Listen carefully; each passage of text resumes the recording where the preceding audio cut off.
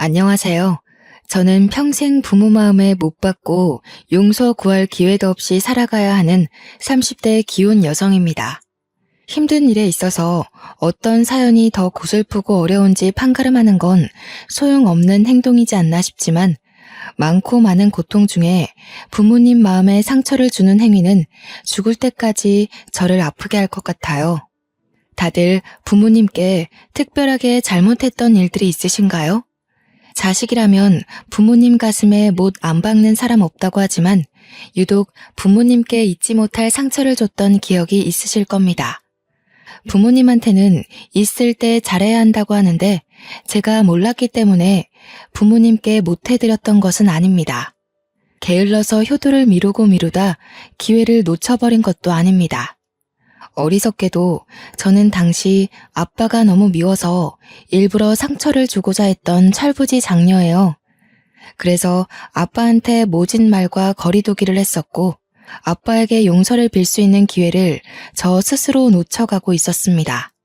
이 글을 쓰면서 저는 또 한 번 자책하고 아빠를 사무치게 그리워하겠지만 하늘에 계신 아빠에게도 이 사연의 목소리가 닿기를 바라며 제 이야기를 들려드리고자 합니다. 저한테는 일명 구두쇠라 불리는 아빠가 있습니다. 저희 집은 어릴 때부터 돈이 없는 게 아닌데도 집만 멀쩡한 아파트였지 사는 행색은 곰팡이 드글드글한 반지하에 사는 사람처럼 못 먹고 살았습니다. 그것이 다 아빠가 심하게 짠돌이였기 때문이었죠. 저는 장녀이고 제 밑으로 여동생만 2명이 더 있었는데요. 요즘에 딸 3명이라고 하면 딸 부잣집이라 하잖아요. 또 딸 셋이라 주위에서 아빠를 부러워하는 사람들도 있고요. 그러나 우리 부모님은 막 저희 셋을 낳았을 적에는 절대 딸이 칭송받는 시대가 아니었습니다. 당시에 자식이 셋이라고 하면 그리 많은 다자녀도 아니었거든요. 자녀 셋인 집인이 좀 많았고 더 많게는 4명, 5명인 집안도 덜어 있던 때였습니다. 것만 된다면 자식 번성에 힘을 쏟는 시대였던지라 딸만 낳으면 아들 못 낳는 귀신 취급이 당연했을 정도로 당시에는 아들을 추구하는 사상이 많았다고 해요. 부모님은 기력이 딸려 우리 자매 셋으로 만족했다고 하지만 엄마는 사실 힘 닿는 데까지 노력해서 아들을 끝내 보고 싶어 했습니다. 그러나 아빠가 냉철하게 딸 셋이면 됐다고 거절한 걸로 알아요. 제 기억 속에 아빠는 늘 바쁜 사람이었습니다. 아빠는 번번한 직장인이 아니었고 소소한 장사치였는데 아이스크림 장사라든지 케밥 장사, 도시락 장사 등등을 하면서 생계를 이어왔다고 엄마한테 들었어요. 그리고 거기서 남는 제품들은 늘 우리 몫이었고 워낙 폐기가 많다 보니 저희 집에서 외식이나 배달 같은 건 꿈도 못 꿨습니다. 또 아빠는 냉철한 사람이기도 했습니다. 딸이 셋이라지만 우리 집에선 딸이라고 아빠한테 애교 부리는 자식들이 없었어요. 그만큼 아빠가 너무 무서웠기 때문이죠. 엄마가 한 번씩 어린이날이나 우리 생일 때 외식 한 번 하자고 하면 아빠가 그리 불같이 화를 냈던 게 기억에 생생합니다. 그런 쓰잘데기 없는 것들 챙길 시간에 애들 공부나 더 봐줘. 숙제는 제대로 하는지 저번에 막내 담임 선생님한테 전화 왔다면서 성적 내려갔다고.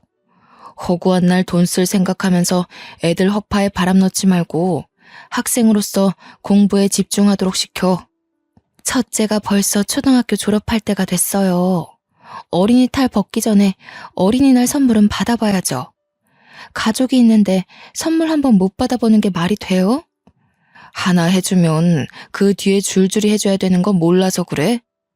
그것만 해도 돈이 얼만 줄 알아? 지금은 내가 벌고 당신이 아껴야 할 때야. 쉰소리 말고 가서 첫째 교복 좀 찾아와줘. 민식이 애 이번에 고등학교 간다길래 내가 교복 받아놨어. 남의 교복을요? 3년을 입어야 되는데 그냥 새로 하나 사줘요.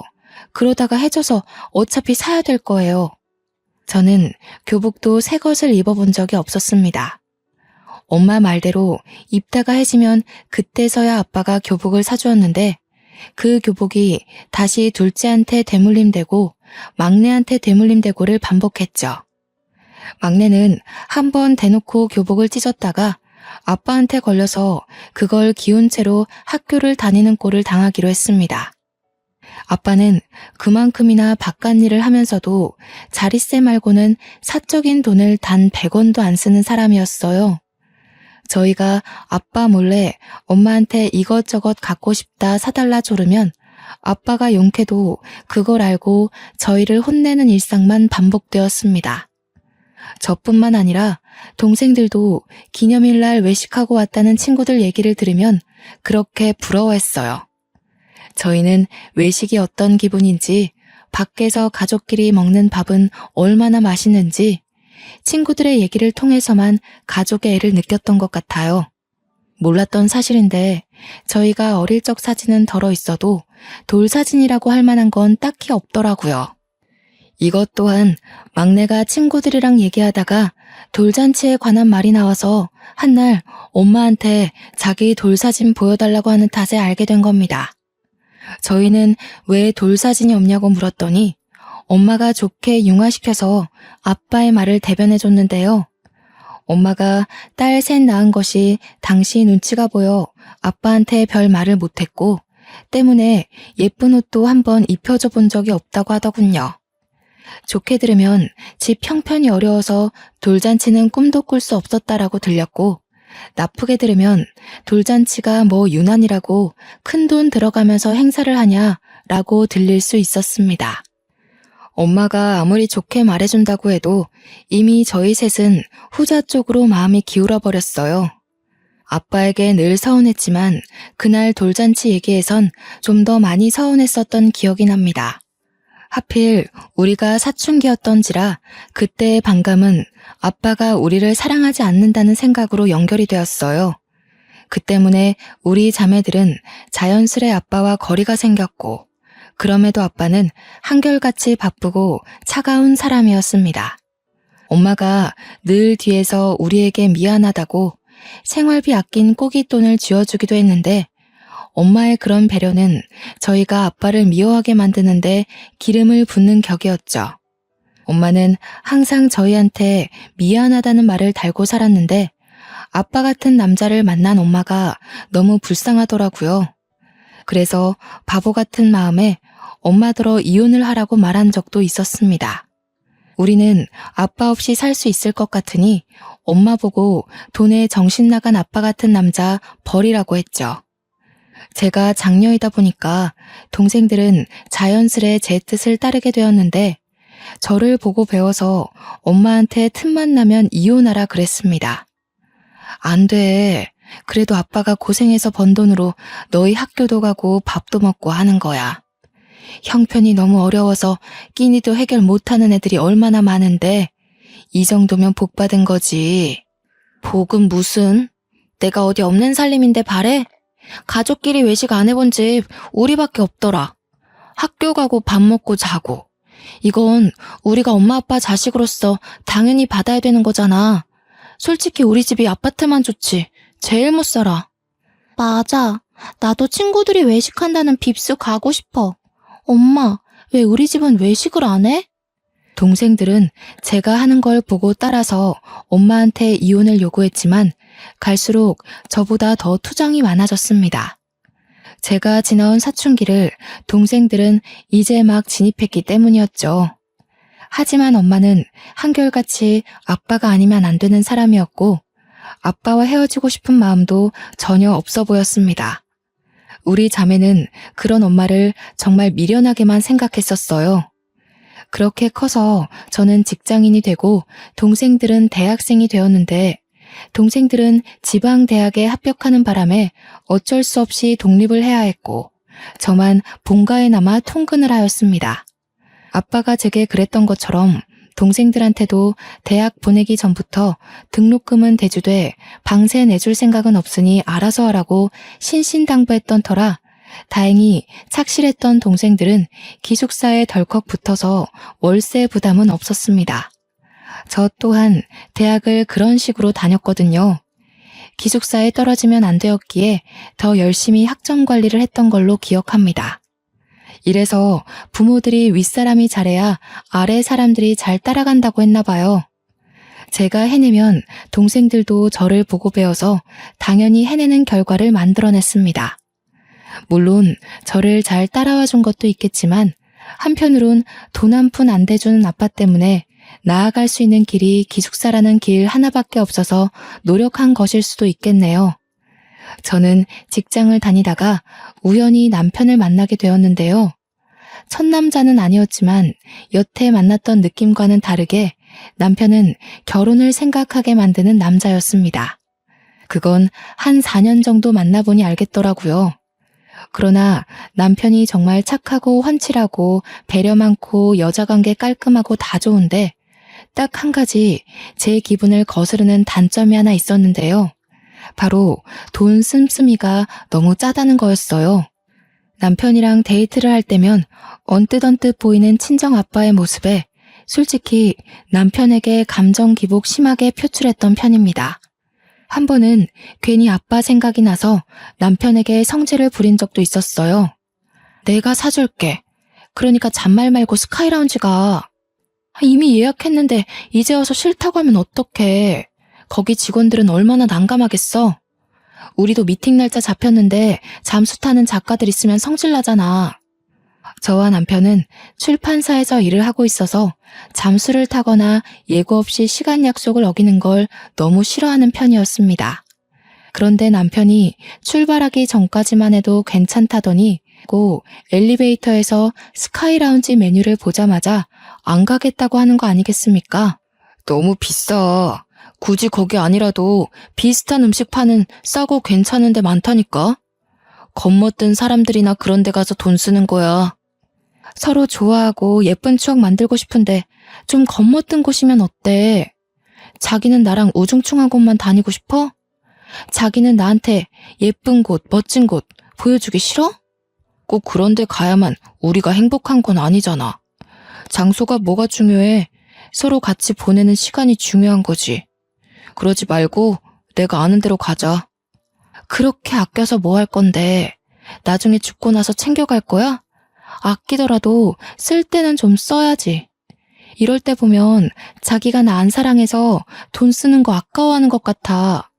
사실 남편한테 따질 게 아닌데 순간 저도 모르게 남편이 아빠와 비슷한 부분을 보이면 속에서 갑갑함이 끌어올랐습니다. 아빠한테 직접 따지고 싶은 말을 남편한테 투영하여 남편에게 퍼붓기도 했지요. 그날 제가 애정의 척도까지 논해버리며 성질을 냈더니 남편이 당황하면서 먼저 사과했습니다. 그 모습에 저는 아빠 때문에 삐딱해진 제 마음을 탓하면서 남편에게 되레 미안하다고 우리 아빠랑 너무 비슷한 면모가 보여서 실수했다며 용서를 구했죠. 그리고 우리는 그날 남편의 제안으로 저녁 대신 술을 마시러 가서 서로의 집안 얘기를 하는 시간을 가졌습니다. 남편은 저의 친정아빠 구두쇠 이야기를 잠자코 들어주면서 아빠를 공감해주다가도 우리 식구들이 많이 힘들었겠다며 저를 위로하기도 했습니다. 그러면서 남편도 자기 얘기를 해주는데 저는 거기서 남편에게 부모님이 없다는 걸 알게 되었어요. 남편 부모님이 일찍 돌아가시는 바람에 남편이 어린 남동생 하나를 홀로 키워야 했는데 그러다 보니 뭐 하나라도 아껴서 돈을 많이 남겨야만 했다고 했습니다. 그게 습관이 되었는지 현재는 형편이 한참 괜찮아졌는데도 이렇게 짠돌이 성향이 그대로 남았다고 해요. 남편의 사정을 들으니까 제가 얼마나 어리석게 성질을 부렸는지 뉘우치게 되었습니다. 희하더라고요. 저는 있는 부모님을 욕보이며 이렇게 술안주로 털어놓고 있는데 남편은 그렇게 다툴 부모님도 없다고 하니까 제가 남편 앞에서 크게 실수했다고 생각했죠. 미안하다고 사과를 했더니 남편이 너그럽게 이해를 해줬습니다. 사실은 자기가 연애를 별로 못 해봤는데 다들 남편 피지컬 보고 다가왔다가 사귀기도 전에 남편의 짠돌이 모습에 진절머리를 내며 떨어져 나갔다고 하는 거 아니겠어요? 연인으로 이어진 건 제가 처음이라고 그랬습니다. 저와 남편은 그날 서로의 사정을 얘기하며 더 깊은 관계로 발전이 됐습니다. 그 때문에 이미 결혼하기로 약속한 기일을 더 빠르게 당기지 않았나 싶어요. 상견례 날짜를 잡았고 남편 쪽에 부모님이 안 계시기 때문에 정식 인사는 우리 집에서 하기로 했습니다. 남편은 어린 남동생, 그러니까 대학생 도련님을 데리고 우리 집을 방문했어요. 남편이 애지중지 동생을 키웠다더니 도련님은 정말이지 남편을 쏙 빼닮은 데다가 훨씬 더 피부에 윤기가 도는 아이였습니다. 낯을 많이 가리길래 제가 남동생 하나 생긴 것처럼 잘 챙겨주었죠. 그런데 의외로 문제가 있었는데 그날 집에 여동생들과 엄마만 있었지 아빠는 없더라고요. 제가 눈으로 아빠를 찾는 걸 알았는지 엄마가 난감해하면서 알아서 설명을 해주었습니다. 아빠가 일하는데 기계가 고장나는 바람에 늦게 올 거야.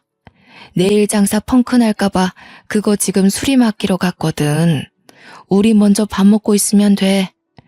하지만 아빠는 저희가 식사를 다 마칠 때까지 나타나지 않았고 혹시나 싶어 디저트와 과일까지 먹으며 기다렸지만 끝내 아빠한테 남편을 인사시킬 수 없었습니다. 남편과 도련님은 다음날 일정도 있고 해서 엄마의 인사만 받은 뒤 그만 돌아가야 했습니다. 엄마도 아빠가 못 와서 제 남편 마음이 좀 그럴까봐 걱정이 되었나 봅니다. 남편의 손을 잡아주면서 말을 하더라고요. 시간은 얼마든지 있으니까 집밥 생각나면 언제든 와서 들러. 우리 이제 식구 될 거니까 시간 많잖아. 장인어른은 그때 뵈면 되니까 너무 속상해하지 말고. 네, 그럼요. 감사합니다, 장모님. 정말 맛있게 잘 먹었어요. 엄마가 해준 밥이 가물가물했는데 장모님 덕분에 다시 살아난 느낌이에요. 동생도 근래 먹었던 밥 중에 가장 맛있었다고 하더라고요. 모두가 기분 좋은 그 상황에서 표정을 고치고 있던 건 저뿐이었습니다. 당연히 아빠의 부재 때문이었죠. 제가 갑자기 상견례를 한 것도 아니고 어디 멀리 장소를 잡은 것도 아닌데 미리 알려줬고 바쁘더라도 충분히 얼굴 한번 비춰줄 법도 한데 나타나지 않았다는 게 미치도록 서운했어요. 남편도 괜찮다고 했고 엄마도 너무 그러지 말라고 했으나 아빠를 향한 서름은 이루 말할 수가 없었습니다. 그게 곧 분노로 변질이 되어버렸죠.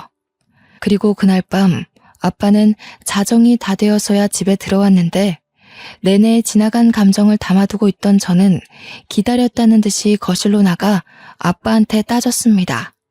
아빠는 나를 딸로 생각하긴 해? 우리더러 시집은 무조건 가라더니 그래서 사위를 데려왔는데 왜 거들떠도 안 봐?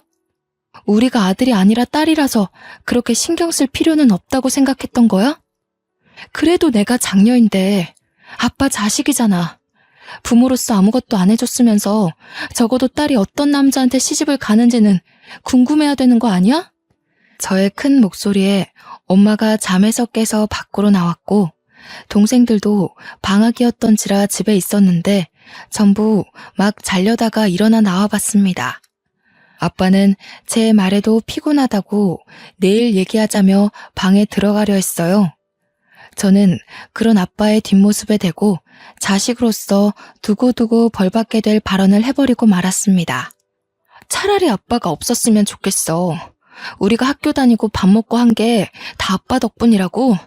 그럼 뭐해? 내 기억 속엔 아빠랑 같이 보낸 추억이 전혀 없는데. 이럴 거면 그냥 우리 아빠 하지 마. 아빠는 그 시간 제 말을 끝까지 듣고도 아무 대답 없었습니다. 등을 보인 채로 묵묵히 서 있다가 제게 겨우 남긴 말이 고작 더 할 말 남았냐고 묻기만 할 뿐이었어요. 그러더니 그대로 방에 들어가 버렸죠. 어리석어도 너무 어리석었던 저는 그게 또 서운하여 아빠가 들어간 방문에 대고 나는 이제 아빠 딸 안 할 거라고 소리를 질러버렸습니다. 이날이 제겐 가장 후회가 되고 후회로 모자라 제대로 된 벌이라도 받고 싶은 실수였습니다. 바보같이 저는 그렇게 아빠와 더 멀어져서 정말로 아예 남남이 되어버렸어요. 그 상태로 남편과 저는 결혼식을 올렸는데 그래도 결혼식은 아빠가 참석해 주셨더라고요. 대신 제가 거부하는 바람에 저는 아빠 손이 아닌 남편의 손을 잡고 입장을 했습니다.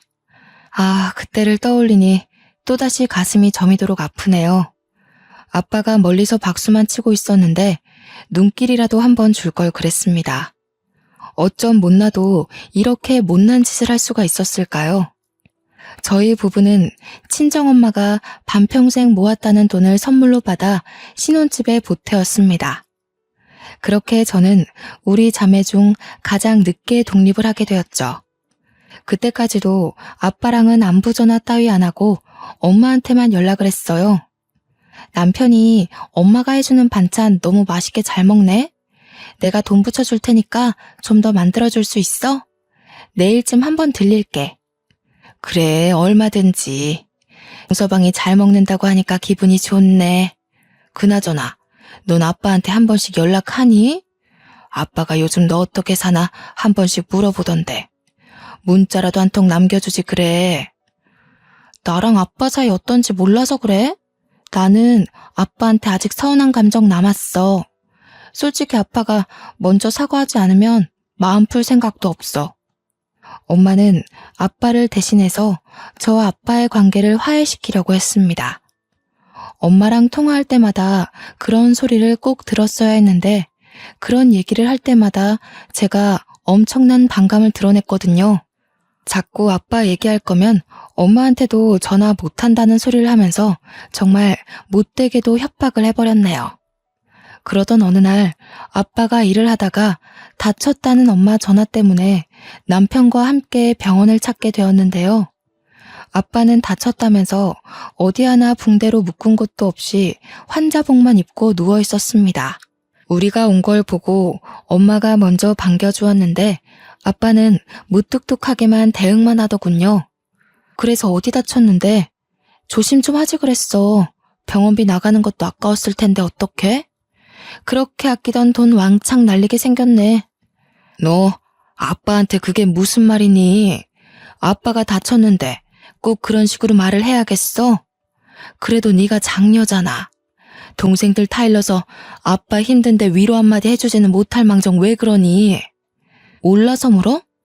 여기 병원인데 내가 또 아빠랑 다퉈야 알겠어? 원래도 안 오려다가 남편이 오자고 해서 온 거야. 뭐라고? 그럼 차라리 오지 말지 그랬어. 사실은 너도 걱정돼서 와놓고 어쩔 수 없이 온 척하는 거잖아. 도대체 그깟 자존심이 뭐라고 부모한테 그렇게까지 모질게 하는 거니? 그래서 네가 못 컸어? 잘 먹고 잘 커서 시집도 잘 갔잖아. 정말 해도 너무한 거 아니야? 엄마는 제게 웬만해선 성을 안 내시는 분인데 그날은 눈시울까지 붉히면서 제게 심하게 따졌습니다. 아빠 다치는 거 한두 번도 아닌데 그날은 유난히 엄마가 울분 섞인 모습을 많이 보였어요. 누가 보면 아빠가 죽을 병이라도 걸린 줄 알도록 착각할 만한 표정이었죠. 솔직히 좀 당황스러웠습니다. 웬만하면 제 편을 들어주시던 엄마가 저를 엄청 원망하듯 호소하는 게 저를 많이 흔들리게 하였어요. 엄마랑 말다툼을 하는 사이 아빠가 유독 쇳소리 비슷한 기침을 많이 했는데요. 엄마와의 대화가 거슬릴 정도로 장기침이 많았지만 그 와중에 저는 단순히 감기까지 걸렸나 보네 라고 생각했었어요. 그날따라 다른 사람 같던 엄마만 걱정했지 아빠는 여전히 제 안중 밖이었으니까요. 남편이 아빠한테 따뜻한 물을 챙겨주는 대신 나는 인사도 안 하고 그곳을 나오게 되었습니다. 그리고 엄마한테서 퇴원을 했다는 말을 들었어요. 엄마가 그날 화냈던 것도 사과를 했습니다. 아빠가 다쳐서 순간 예민해지는 바람에 그랬다고 하네요. 그때만 해도 그냥 아 그렇구나 하며 따로 연락을 드리진 않았죠. 그렇게 세월이 좀 흘러 제게는 뱃속에 아이가 생겼습니다. 왕딸기 태몽을 꿨었는데 역시나 예쁜 딸이라는 말을 듣고 저는 정말 기뻤어요. 아들만 예뻐라는 세상에서 딸을 가졌다고 우리 아빠처럼 돌사진도 안 찍어주는 부모는 되지 않겠다고 우리 딸에게 무한한 지원과 마음을 줄 것을 다짐했죠. 제가 한참 몸 관리 중인데 어느 날 엄마한테서 전화가 왔습니다. 임신하고 한 번도 친정을 찾지 않았던 탓인지 엄마가 뱃속에 자기 손녀를 보고 싶었던 것 같아요. 그동안 아빠한테 딸 가졌다고 잔소리라도 들을까봐 친정을 안 찾은 거였거든요. 그래서 엄마의 부름에도 엄마만 밖으로 몰래 나오라고 했더니 엄마는 끝까지 아빠랑 같이 만나자고 하는 겁니다. 대놓고 싫다고 얘기를 했으나 엄마가 제발 부탁이라고 사정까지 하길래 할 수 없이 남편과 함께 친정을 찾아갔어요. 그랬더니 친정 부모가 이미 나갈 준비를 하고 있는 겁니다.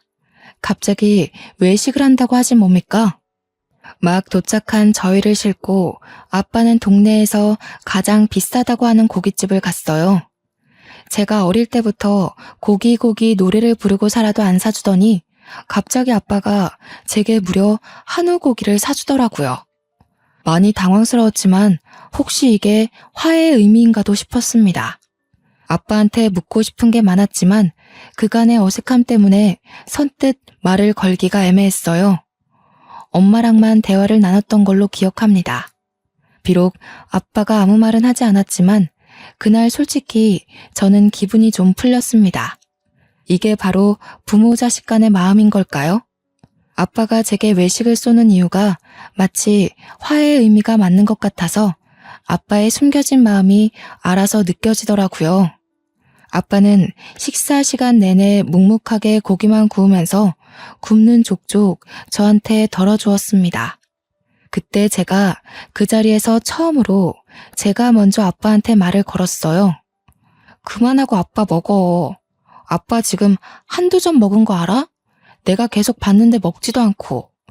우리는 우리가 알아서 챙겨 먹을 수 있으니까 이제 아빠 좀 먹어. 그러나 아빠는 고기 같은 거 안 좋아한다고 계속 저만 챙겨주었습니다. 갑자기 이러는 아빠가 의아했지만 싫지 않았어요. 좀 과장하자면 난생 처음 아빠의 사랑을 느껴보았습니다. 아빠의 행동이 오죽 어색하고 갑작스러웠으면 제가 무슨 생각도 했는지 아십니까? 혹시 내 배에 있는 애가 아들인 줄 알고 잘해주는 건가? 그런 생각까지 들었다니까요. 그날 저는 원 없이 고기를 먹었어요. 제가 먹은 고기 중 가장 맛있었습니다. 아빠가 사준 고기라서 더 그랬던 것 같네요. 낯간지러워서 아빠한테 잘 먹었다는 차마 인사는 못했고 부모님께 조심히 들어가라는 말을 전하는데 아빠가 차에 올라타기 전 제게 나지막히 말을 건네더라고요. 여자애는 해산물 많이 먹어줘야 희고 곱게 나온다더라. 그래서 너희들이 다 희고 곱상한 거야. 오늘은 네 배불려 놨으니 다음엔 손녀줄 해산물 보내마. 그 말 한마디 남기고 아빠는 그대로 차를 타고 돌아갔습니다. 그리 따뜻한 말도 아니었고 몇 년 만에 건네는 애정 담긴 인사도 아니었지만 그날 아빠의 말은 인생에서 가장 인상 깊게 남았을 정도로 제게 따뜻한 진심입니다. 저는 그날로써 아빠에 대한 마음속 응고가 와르르 풀려버렸습니다. 아빠가 용기 내서 손을 내밀어줬으니 앞으로는 제가 자식으로서 아빠에게 화해의 손길을 내밀어 봐야겠다고 생각했죠. 그리고 2달 후 갑작스런 산통 때문에 응급실에 실려간 저는 조기 출산을 했어요. 새벽이었는데도 남편이 친정 부모에게 알려드려야 될 것 같다고 전화해서 친정 부모가 달려오기까지 했습니다. 그날 엄마는 저를 출산을 끝낸 저를 보고 갔는데 아빠는 제가 낳은 손녀만 보고 그만 돌아가 버렸어요. 지난번 고기 사준 날 이후로 아빠한테 마음이 좀 풀렸었는데 살짝 또다시 서운하더라고요. 그건 그거고 막상 딸을 보니까 세상 만사 모든 걱정이 싹 사라지는 거 아니겠습니까? 세상에 이렇게 예쁜 생명체가 있다는 것이 얼마나 신기하던지. 친정 부모님도 우리 자매를 낳았을 때 이런 기분이었을까요? 정말 뭐 하나 부족한 것 없이 애지중지 키우고 싶었습니다.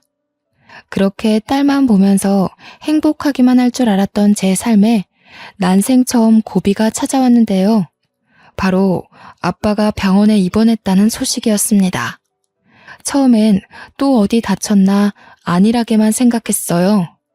하지만 엄마가 전화에 대고 울먹이는 소리가 심상치 않았고 숨을 헐떡이면서도 엄마는 그만 솔직히 얘기해줘야 될 것 같다며 아빠에 관한 사실을 얘기해 주었습니다. 니네 아빠 소세포 폐암이란다. 지난번에도 다친 게 아니라 폐암 때문에 병원 입원했던 거야. 아빠가 너희들한테 알리지 말라고 그렇게 호통을 치니 말을 못했어. 그런데 너네 아빠가 오늘 밤에 갑자기 쓰러져 버렸지 뭐니? 어떡하면 좋아. 니네 아빠가 얼마나 열심히 살았는데 이제 좀 편하라고 하니까 이런 날벼락 같은 일이 생겼다. 네 아빠 불쌍해서 어쩌니? 아빠가 길어봤자 1년밖에 살지 못한다는 충격적인 소식을 듣고 저는 남편에게 애를 맡긴 후 병원을 찾아갔습니다. 그때 지난번 입원했을 적 이미 가망 없는 말기라는 판정 때문에 아빠는 치료를 거부했고 그 탓에 지금은 산소호흡기를 차고 중환자실에 누워있는 상태까지 악화된 것이었어요. 저녁이라서 당장은 면회를 한 명씩 해줄 수 있다길래 엄마는 이미 하고 나왔으니 몇 시간 뒤에 한 번 남은 면회를 저더러 들어가라 했습니다. 저는 엄마와 같이 중환자실 앞에서 내내 기다렸다가 간호사의 부름에 안으로 들어갔고 아빠는 때마침 눈을 뜨고 있었어요. 제가 온 걸 본 아빠가 말없이 저를 바라보기만 하는데 늘 근엄하던 아빠의 모습이 한없이 약해 보여서 그만 제가 눈물을 울컥 쏟아버렸습니다. 아빠, 말 안 했어. 맨날 장사한다고 안 좋은 연기 마시니까 이렇게 된 거 아니야. 제때 검사받고 예방했으면 이렇게까진 안 됐을 거잖아. 돈 아껴서 뭐해. 결국 아빠는 이렇게 망가졌는데. 이러려고 그렇게 돈을 아낀 거야? 아빠 병원비로 쓰려고? 아빠 손을 잡고 한참 울분을 토했어요. 아빠에게 괜찮냐는 말 한마디 못하고 원망만 했습니다. 아빠는 말을 못하고 지켜만 보다가 딱 한마디를 하셨는데요. 뿌옇게 올라오는 산소호흡기 속으로 미안해라는 말만 하고 또다시 입을 닫는 거 아니겠습니까? 저는 면회 시간 내내 아빠 손을 잡고서 울기만 하다가 나왔습니다. 그 면회 때 본 모습이 아빠가 멀쩡한 정신을 붙들고 있는 마지막이 될 줄은 몰랐습니다. 야속하게도 아빠는 빠르게 기가 쇠해졌고 나중에는 면회도 불가할 만큼 정신이 왔다 갔다 했죠. 컨디션이 저조하기까지 너무 순식간으로 병세가 악화되었어요. 그럼에도 저는 정신 못 차리는 엄마를 위로하면서 매일 엄마 손을 잡고 아빠를 보러 갔습니다. 아빠가 살아생전에도 이렇게 많이 얼굴 마주해주지 못했는데 다 죽어가는 그 앞에서 제 모습을 보이고 있자니 미치도록 후회스럽고 제 자신이 용서가 안 되어 너무 힘들었습니다. 그리고 동생들과 남편까지 아빠를 보러 병원으로 왔던 날 저는 아빠의 눈물을 처음 보았어요. 가족을 들여보내주는 시간이 있었는데 아빠는 누가 봐도 정신이 온전치 못했고 초점이 이상했거든요. 그럼에도 불구하고 울고 있는 가족들을 알고 있는 건지 아빠 눈가에서 눈물이 흘렀지 뭡니까. 그걸 보고 엄마는 아빠의 얼굴을 한참이나 쓰다듬으며 통곡을 했습니다. 세상이 무심하기도 하지. 당신이 어떻게 살았는데. 딴짓 한 번 안 하고 얼마나 가족을 위하면서 살았는데. 이제 좀 두 다리 뻗으려고 하니까 왜 이렇게 가버려요? 나더러 당신 없이 어떻게 살라고. 여보, 나만 두고 가지 마요. 제발 일어나요. 저와 동생들도 아빠 손을 잡고 놓지를 못했습니다. 정말 말도 안 되는 일이지만 기적이 일어나서 우리 아빠가 다시 기운 차리길 바랬어요. 하지만 아빠의 죽음은 이미 예견되어 있는 일이었고 역시나 그런 기적은 일어나지 않았습니다. 아빠는 이대로 우리 곁을 영원히 떠나게 되었습니다. 그리고 저희 식구는 정말 힘든 시간을 보냈어요. 특히 엄마가 가장 많이 힘들었을 겁니다.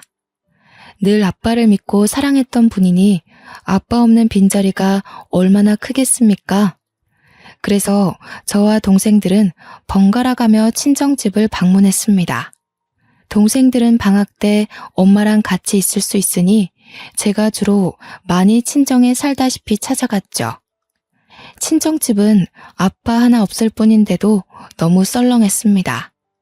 그동안은 아빠가 있기 때문에 집이 음험하고 삭막하다고 생각했는데 아빠가 저희에게 남모르게 큰 존재였나 봅니다. 아빠 없는 집은 자칫 공과 같은 느낌이 들었습니다. 한날 엄마가 방에서 아빠 물건을 정리하다 말고 우리 자매를 동시 부른 적이 있었는데요. 엄마는 거실에 저희를 앉혀놓고 저희 앞으로 통장 2개씩을 나눠주었습니다. 그리고 그 통장을 열어보니 2개의 통장을 통틀어 5억이란 돈이 담겨 있었어요. 네 아빠가 너희를 사랑하지 않는다고 생각했지? 그랬을 수도 있지. 하지만 아빠는 미리 알았던 거야. 너희가 딸이기에 우리 세대 부모라면 기본적으로 딸을 낮잡아 보잖니. 아빠는 너희가 어디 가서도 대접받을 수 있게 힘을 주려고 했어. 너희 이름으로 땅도 사놓았거든. 그러니까 엄마 말은 아빠가 훗날 저희가 커서 사회를 나가거나 결혼을 하게 되면 여자라는 이유로 무시를 받을까봐 힘을 주기 위해 돈을 모았다고 얘기를 하더라고요. 미친 듯이 돈만 모으면서 조금이라도 저희 위상을 높여주려고 했다는 거 아니겠습니까? 아빠는 엄마랑 결혼하고 엄마를 시댁의 무시로부터 지켜주지 못해서 미안하다고 그렇게 고개를 숙였어. 시댁에서 엄마를 좀 많이 괴롭혔거든. 아빠는 너희들도 시집가서 이 엄마처럼 고스란히 그 고통을 겪게 될까봐 돈이라도 꼭 쥐어주려고 했던 거야. 아빠가 방법이 좀 달라서 그렇지 하루 한시도 안 빼놓고 너희 생각만 했어. 아빠한테는 너희가 자산이고 보물이었단다. 이미 동생들은 울음이 터졌고 아빠한테 미안해서 어떡하냐고 서럽게 울기 시작했습니다. 저 또한 가슴 미어지게 아파서 눈물이 났지만 아빠한테 지은 죄가 많아서 감히 아빠를 마음 놓고 그리워할 자격이 있나 싶어 참았어요. 그때 엄마가 눈가를 훔치면서 제게만 따로 건네준 사진이 있었는데요. 제가 언제 한번 일을 본다고 제 딸을 친정엄마한테 잠깐 맡긴 적이 있었거든요. 그런데 엄마가 건넨 그 사진 안에서 아빠가 우리 딸을 안고 환하게 웃고 있는 겁니다. 그날 엄마 혼자 있었잖아. 아빠한테 전화했더니 장사까지 접고 달려오셨어. 손녀 얼굴 한번 보겠다고 오토바이 타고 10분 만에 오셨지 뭐니. 네 아빠가 손녀 보면서 얼마나 좋아했다고. 그 사진은 엄마가 몰래 찍은 거라고 했는데 엄마도 오랜만에 보는 아빠의 웃음이 좋아서 계속 가지고 있었다고 했습니다. 이제 그만 저한테 줘야 할 것 같아 사진을 인화했다고 해요. 그날 저녁 제가 방에서 몰래 얼마나 울었는지 모릅니다. 도대체 저는 아빠에 대해 얼마나 모르고 있었던 걸까요? 아니, 아빠라는 존재를 제대로 알려고 한 적은 있었을까요? 아빠가 저희에게 이렇게나 무한한 마음을 주고 있었다는 걸 왜 아빠가 돌아가시고 나서야 알게 된 걸까요? 하늘이 제게 주는 벌이라면 마땅히 받겠지만 그 전에 아빠에게 진심으로 용서를 구할 수 있는 기회가 있다면 기꺼이 1000배라도 하고 싶다는 생각을 수만 번 했습니다. 그리고 아빠의 갑작스러운 부재로 저와 남편은 친정에 들어가 살게 되었어요. 그곳에서 저는 틈만 나면 아빠 방에 들어가서 이미 정리해놓은 아빠의 옷이랑 물건들을 열어봤습니다. 아빠가 너무 보고 싶었어요. 정말 허튼 짓 없이 충직하게 가장의 역할을 해낸 분인데 제가 몰라도 너무 몰랐습니다.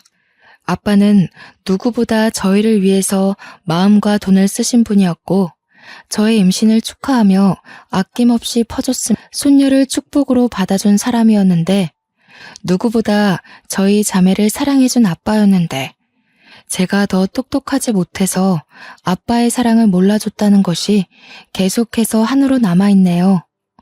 아무것도 모르고 아빠한테 모진 말만 했던 저는 아빠와 함께 보낼 수 있었던 귀한 시간을 자체적으로 없애버린 셈이 아닙니까?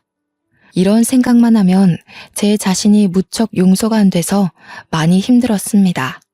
그래서 저는 기일이 아닌데도 아빠를 자주 찾아갔어요.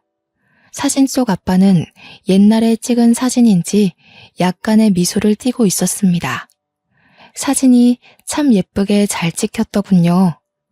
저는 아빠 사진 옆으로 저희 가족 사진을 넣어놨어요. 절대 아빠를 잊지 않겠다고 약속하는 마음과 함께요. 세상에서 가장 슬픈 일이 바로 가족을 먼저 떠나보내는 거라고 생각합니다. 누구나 겪을 수밖에 없고 결국엔 닥치게 될 일을 좀 빨리 겪은 것뿐인데 왜 이렇게 아픈지 모르겠습니다. 현재는 세월이 좀 지나서 우리 손녀가 6살이 되었어요.